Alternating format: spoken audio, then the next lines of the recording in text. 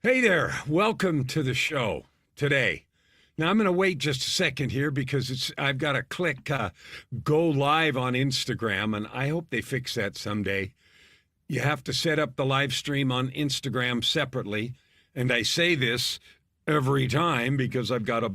There it is. All right, got to waste a couple seconds, 10 seconds of your time, and if you've suffered through that, thank you.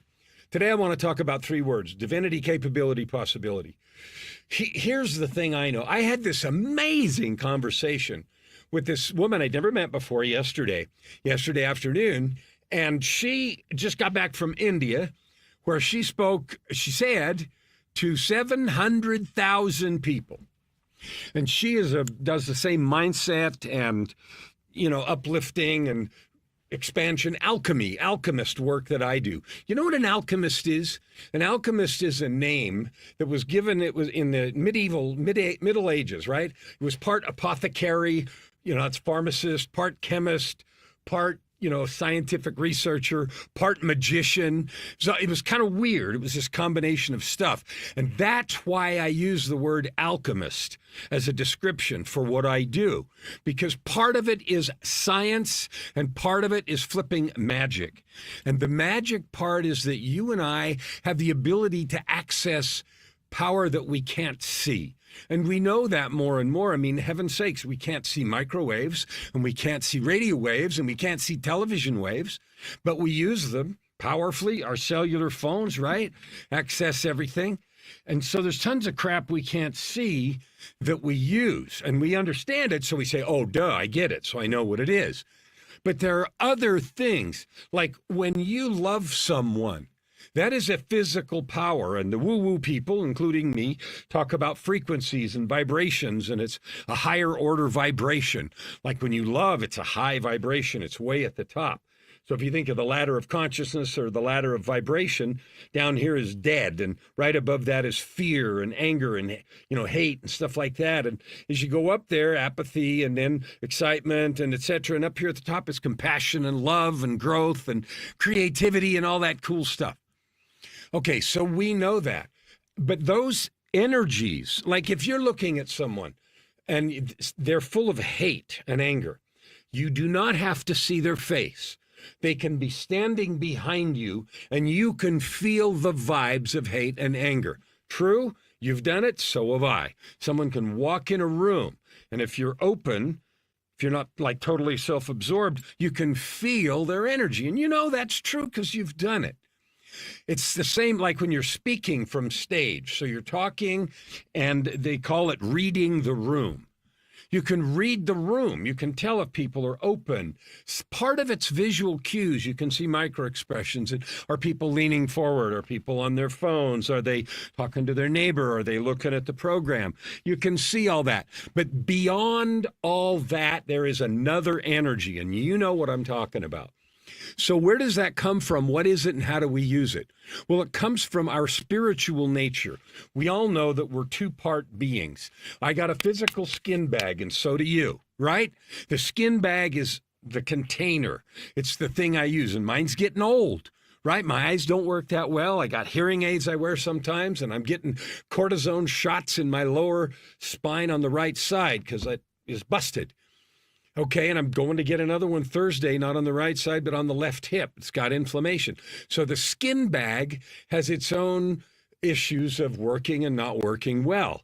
The spirit, the energizing force, the life force in us, call it whatever you want, is a divinely created entity.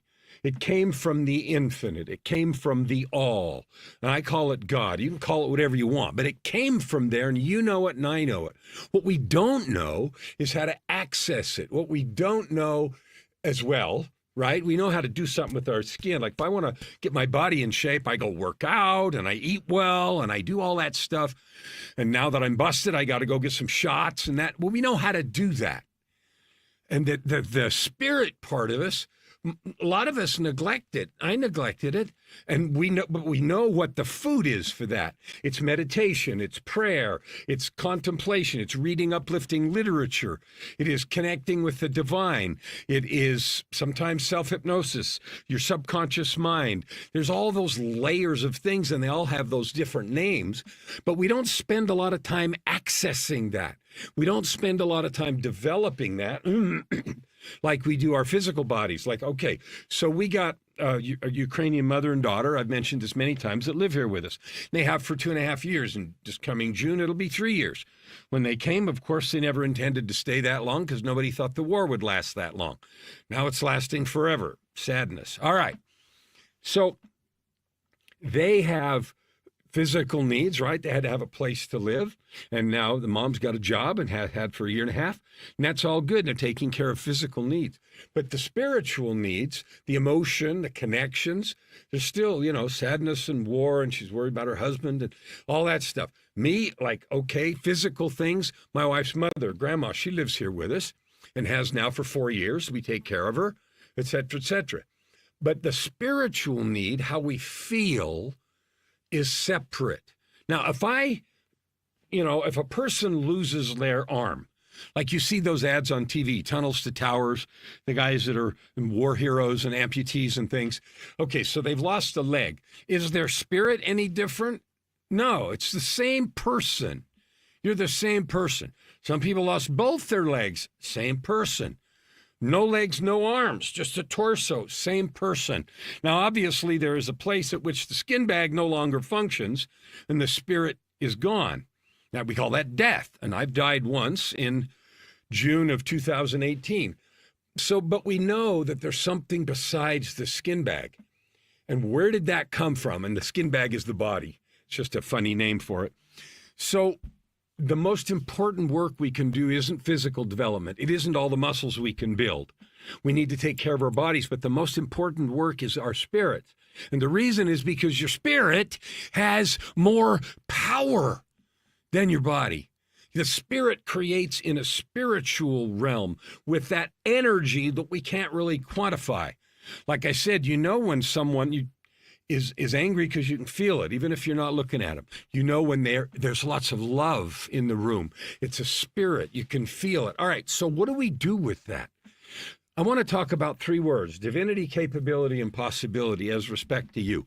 My work this year is to reach 300 million people. You're one of them. I'm asking you to share this. Would you please share this with someone that needs assurance that they're divine, that they're loved, that they're capable, that they're good? You are. I don't need to know you to love you. People hate each other without knowing them, so I can love you without permission and without knowing you. I can, and I do. And so I'm asking you to share this message of encouragement. So your divinity is certain. You were created by, I'm going to use the word God, universe, spirit, whatever it is. But God created us, all of us, you, me, all of us, on purpose, no accidents. Okay, wow. That means the first of those 3 words, that divinity is assured. It is. There's no question about that. You're a son or daughter of God, just like me. And since that's true, what does it mean? Well, that goes to the second of the 3 words, capability. So everything in the world, corn produces corn seeds that grow into not almond trees, they grow into corn. We are children of the divine, and so we have the DNA, the embryonic capacity of our Creator. That's just the way everything in the universe works. So we have that, and that means our capability is way bigger than what we're using. And that's this whole area of, quote, personal development. But what it really means is just waking up to the fact that love is powerful, kindness is powerful, righteousness, whatever that means, is powerful. Helping is powerful, way more powerful than the opposite, which is hate and negativity, which we see so much of in this world. Love seems to be the literal power that holds everything together. So if you're divine, and you are, because remember, I died once already in June of 2018. If you want to read about that, I don't want to talk about that today, but it's in a book called Meeting God at the Door. Jump on Amazon. Meeting God at the Door. I died. I had 3 conversations with God at the door between life and eternity. And I got a lot of really interesting information that I'm using to make my life better and to help you and anyone that wants to listen and learn. And what that message is, why I'm reaching 300 million people this year, is because if you woke up every single day knowing that you had divine heritage and that you had the capability to create with your thoughts, with your declarations, you'd behave differently. But we don't believe that. We think I'm stuck, I'm broke, I can't do this, I'm nobody. We think that kind of crap. And so that's the message we send to the universal creative force, conscious unified field, whatever you want to call it. We send that message, and so that's what we get. If you want to change your life, recognize your divinity, your capability, and therefore your possibility. Since you are divine, you have the divine capabilities in you. They're in embryo, just like they are in all of us, and they take time to develop and grow. And an orange tree doesn't produce oranges right away. It has to grow, and then you and I, you probably know this already, but an orange tree or any citrus doesn't produce fruit the first year. And so it has to have a second year before it gets to fruit. I had a funny deal. I planted an orange tree in Phoenix when we lived there, and first year, no fruit. Now, if I hadn't known that it needed another year, I could have gotten angry and said, stupid tree, and ripped it out and thrown it away. But I knew that it needed a second year. And then after that, it started producing a lot of really good oranges. So we have to develop those capabilities. Now, because you're divine and you have those capabilities, here's the crux. Here's the point. Here's the gold. If you've stuck with me this long, here is the gold for you. You have the possibility of creating anything you want.